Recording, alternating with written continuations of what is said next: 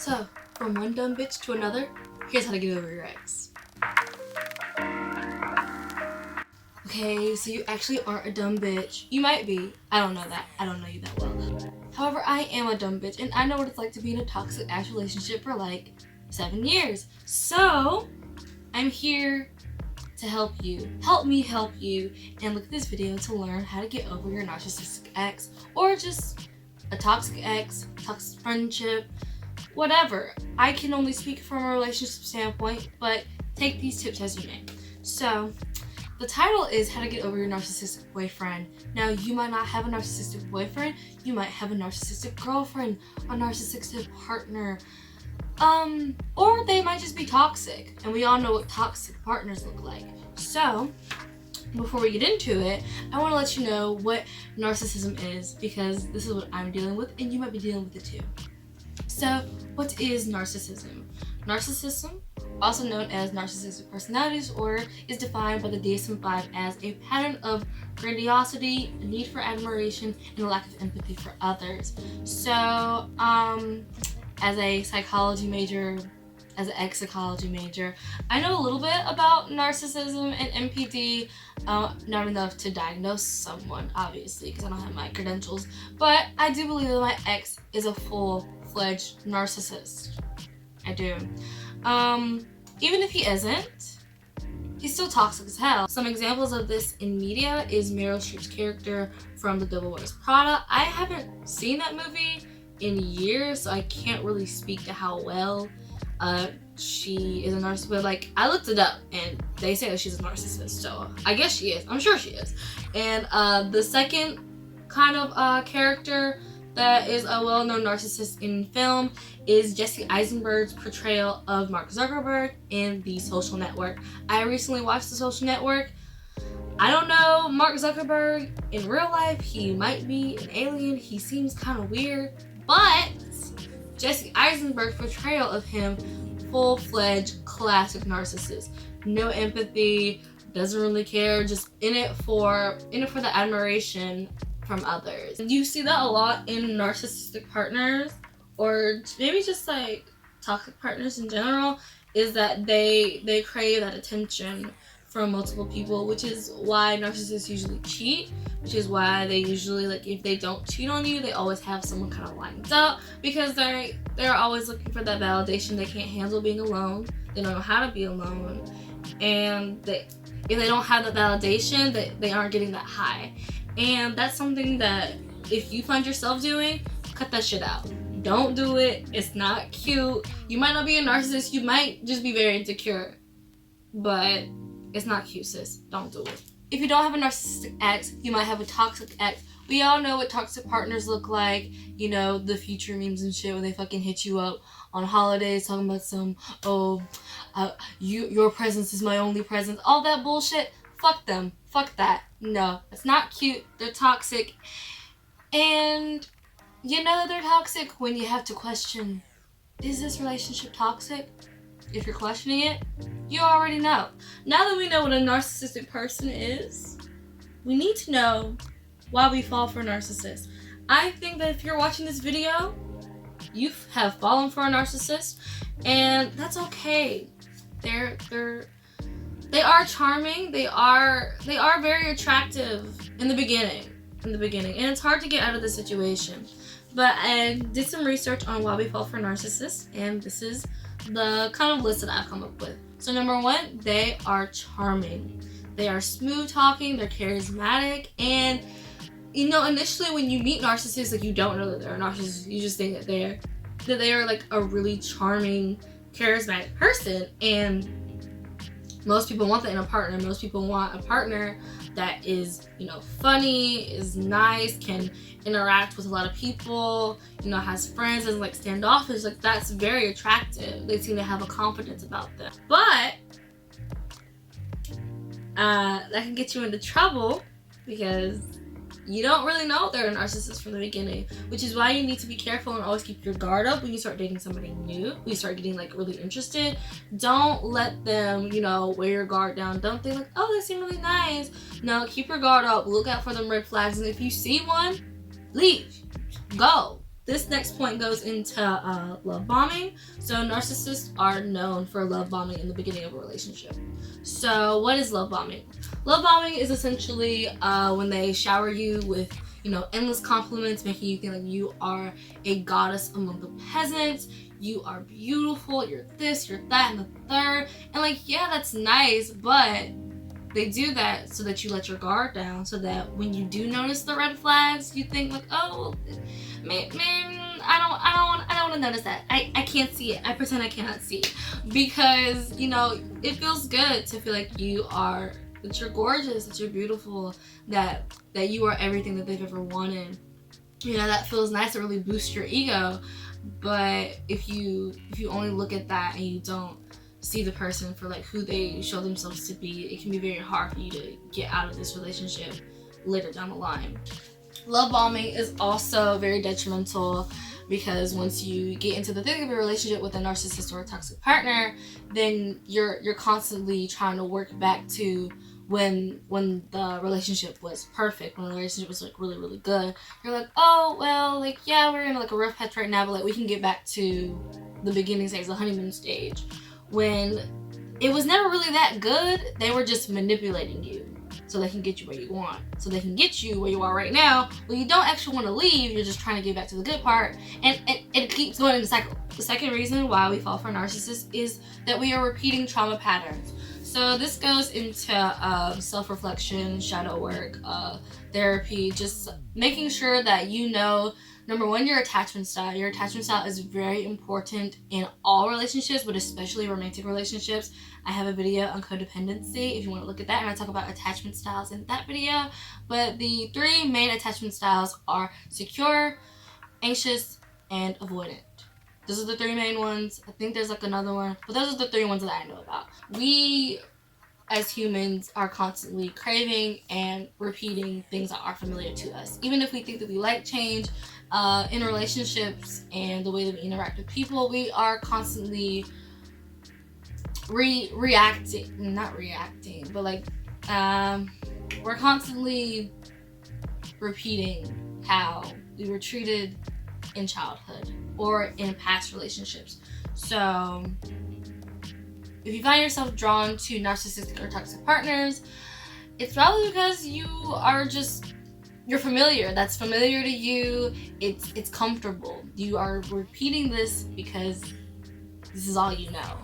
And if you don't love yourself enough, if you don't respect yourself enough, then you're gonna continuously be drawn to partners that aren't good for you, that will use you, that will abuse you, that will manipulate you. And like, that they're doing it, but you don't get out of it because it's super comfortable, which is not healthy. You should work on that. The third reason why you find yourself attracted to a narcissist or a toxic person is that once you're in the thick of it, that shit's addicting. It's the hot and cold that I have been in with this relationship specifically. It's so addicting. Like, you get addicted to, proving yourself to this person, that they just give you like a little bit, they just give you like a little sprinkle, and you're like, oh my god, I can get more. It's all up here. It's all fucking up here. And say for example, like, you're in a relationship, your partner is usually like cold, distant, they might even treat you poorly, but you find yourself like working harder and harder and harder to gain their affection, to gain their devotion, to gain their approval, really. And they decide to give you just like a little sprinkle, just a little dose of validation, of love, of respect, of whatever you're craving. And you think subconsciously, oh wow, like, all this work that I've been putting in, I'm finally getting a return on investment. And so they give you that little sprinkle and they go back to being cold, and you work harder and harder and harder than you ever have before, because you want that little bit of validation that they gave you before. The fourth reason why you are attracted to narcissists is because they are people at the end of the day, and they probably do have some positive qualities or aspects to them that you look at and that you decide to focus on, instead of the toxic or problematic behaviors or traits that they've shown you. Because we all know that nobody's perfect. We all know that we all have some toxic traits. We all have flaws. And so most people that find themselves in relationships with narcissists or people that are just toxic for them, they ignore the bad parts, or because they want to accept that person's flaws, and they think that you have to take the bad with the good. And in some respects you do, but at the same time, if they have more negative traits than positive traits, is it really worth accepting? No. The third part of this video is how to get over them / move on. I have 7 steps because 7 is the number of completion, I think. And it just seems, it's a good list. It's a good list.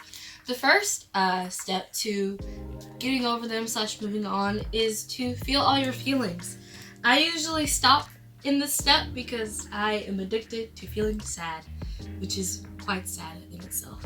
But feel all your feelings. It's really important to not push down, whatever emotions that you're having. It's important to feel your emotions, because if you find yourself pushing them down a lot, then you'll end up becoming numb, and that's a whole other thing that you have to get over and go to therapy for, and it's just not worth it. So feel all your feelings. If you're mad, be mad. If you're sad, feel sad. Don't wallow in it, but do make sure that you are feeling them and not pushing them down.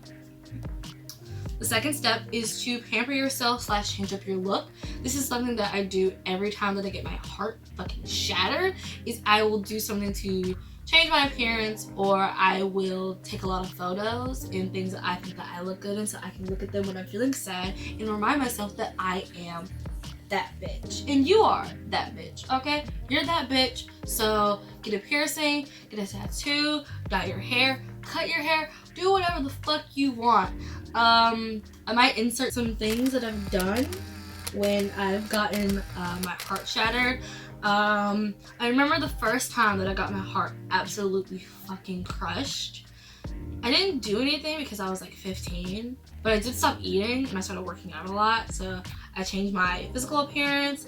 I cut my hair one time. I had really long hair. I cut that shit up to here. I got my nipples pierced because I was feeling sad. I'm gonna get my nose pierced soon. Am I going through something?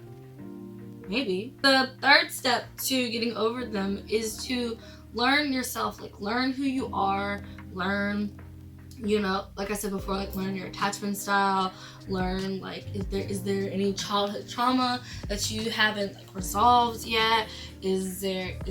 What do you even want in a partner? Do you actually like this person, or do you just want to be with this person because you've fallen victim to the sunk cost fallacy, which is something that I've done? Do they have the traits that you would want in your ideal man, woman, non-binary friend?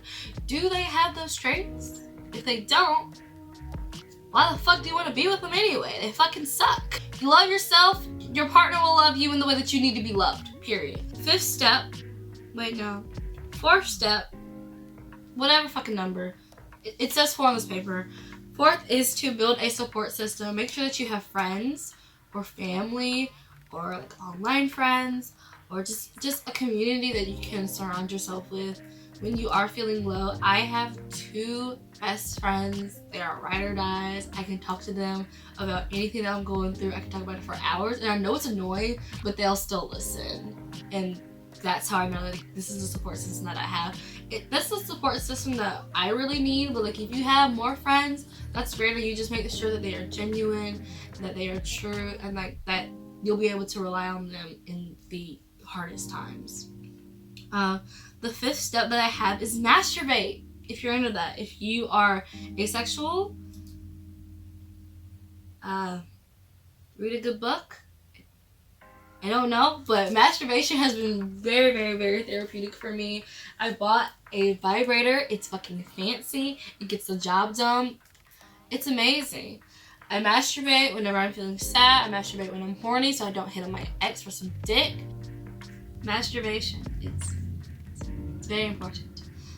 The 6th step is date / talk to new people, but there are some disclaimers. You can only do this once you're ready. Don't do this immediately after you get out of a relationship, because you're gonna find yourself getting a rebound, and then you'll fall for them, and then that shit won't work out because you're not fully healed yet. Then you gotta get over 2 people, and that sucks. Or you'll be with that person, and then you're like, shit, I don't actually like you, and now you have to go through this thing like, am I a user? Am I a bad person? I don't really know, and that's just not cute. That's not fun. It's not fresh. So yeah, talk to people, but once you're ready. Like I said before, I think that you can start talking to people, but don't get too serious unless you've had that time to get to know yourself, to get to love yourself, to get over the heartbreak, because you don't want to use another person, because that's not fair to them.